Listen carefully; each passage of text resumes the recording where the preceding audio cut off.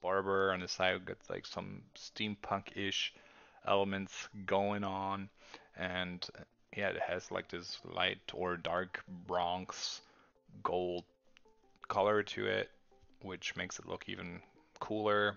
Has nice fit in your hand. LCD display to show you how much power it has, and in general feels really good.